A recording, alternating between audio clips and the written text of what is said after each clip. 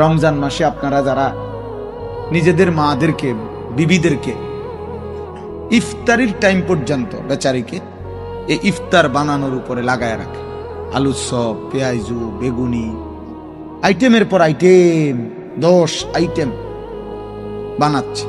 যখন আজান দিয়ে ফেলছে মাগরিবের ইফতারের আজান, তখনও ওনার ঘাম পড়তেছে, তখনও আরো কয়টা পেঁয়াজু বাকি অথবা আলুর চপ বাকি। এই মহিলার কি আখিরাত নাই? কথা বলেন না তো। এই বেচারি কি ইফতারের আগে যে দোয়া করা সুন্নাত, তো এই বেটি কখন করবে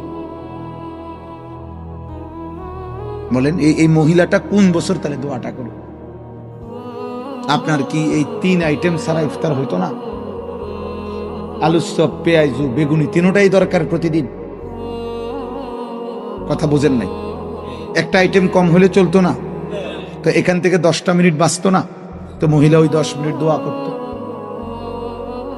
আপনি ডাইকা নিতেন তাকে, চলো বিবি আসো, তুমি বসো, বাচ্চাদেরকে নিয়ে চলো আমরা দোয়া করি নিজেরা।